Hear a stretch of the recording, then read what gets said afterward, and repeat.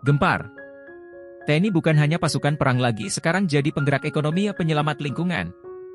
Siapa yang menyangka, TNI yang selama ini dikenal sebagai penjaga pertahanan negara kini memiliki peran baru yang mengejutkan. Tak hanya menjaga kedaulatan NKRI dari ancaman luar, kini mereka juga menjadi pemain utama dalam ketahanan pangan, operasi pasar, hingga penyelamatan lingkungan. Semua ini terungkap dalam pertemuan besar di Istana Kepresidenan Bogor, 7 Februari 2025, ketika Panglima TNI Jenderal Agus Subianto melaporkan langsung kepada Presiden Prabowo Subianto tentang perubahan besar dalam tubuh TNI. Dan percayalah, ini bukan sekadar wacana. Lantas, seperti apa gebrakan terbaru dari TNI ini?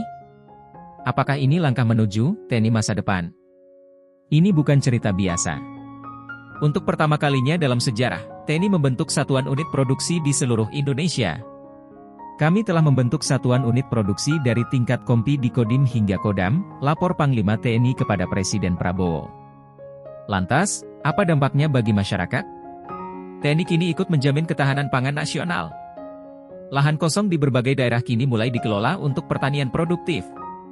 Program makan bergizi gratis, MBG, bisa berjalan lebih lancar dengan suplai bahan pangan langsung dari TNI. Tak hanya itu, TNI kini ikut mengawasi operasi pasar agar harga bahan pokok tetap stabil, serta mendistribusikan LPG 3 kg agar subsidi tidak jatuh ke tangan yang salah.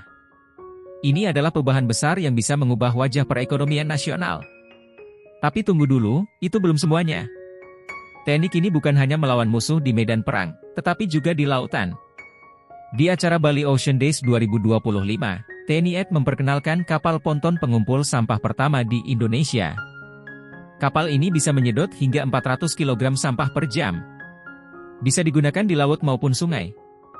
Sistem konveyornya memastikan sampah tidak kembali ke perairan. Brigjen TNI Wahyu Yudayana mengatakan, kami menargetkan 100 unit kapal ini akan beroperasi di seluruh Indonesia. Jika ini benar-benar terjadi, maka masalah sampah plastik di laut bisa berkurang drastis. Pertanyaannya, apakah ini akan menjadi solusi jangka panjang atau hanya proyek sementara? Bukan sekadar rapat biasa.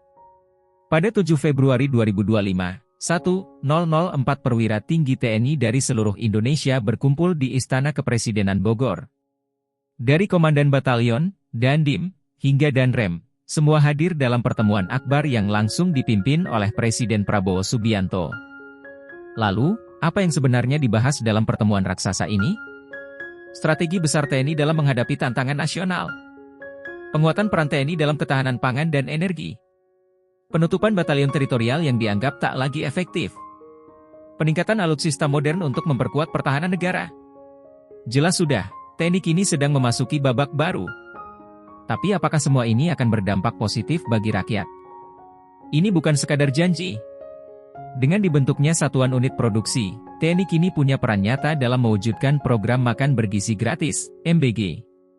TNI membantu petani mengolah lahan pertanian. Hasil panen bisa langsung didistribusikan ke rakyat.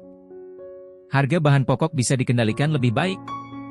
Bahkan, dalam laporan Panglima TNI, disebutkan bahwa TNI kini ikut mendistribusikan LPG 3 kg. Bayangkan, tentara yang biasanya bertempur di medan perang, kini turun langsung membantu rakyat memenuhi kebutuhan pangan dan energi. Tapi, apakah ini akan berkelanjutan atau hanya proyek sesaat? Dari laporan Panglima TNI, terlihat jelas bahwa TNI kini bukan hanya sekadar institusi militer biasa. Dengan inovasi satuan unit produksi, kapal ponton pengumpul sampah, serta keterlibatan dalam operasi pasar dan ketahanan pangan, TNI kini menjadi kekuatan baru di bidang ekonomi dan lingkungan. Jika langkah ini terus berjalan, bukan tidak mungkin TNI akan menjadi pemain utama dalam pembangunan nasional di masa depan. Tapi pertanyaannya, apakah peran baru TNI ini akan menguntungkan rakyat atau justru menimbulkan polemik baru?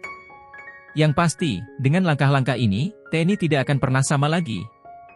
Apakah kamu setuju dengan peran baru TNI ini? Atau menurutmu TNI seharusnya tetap fokus pada pertahanan negara saja? Tulis pendapatmu di kolom komentar dan bagikan video ini agar semakin banyak orang tahu bahwa TNI kini bukan hanya soal perang, tapi juga ekonomi, pangan, dan lingkungan.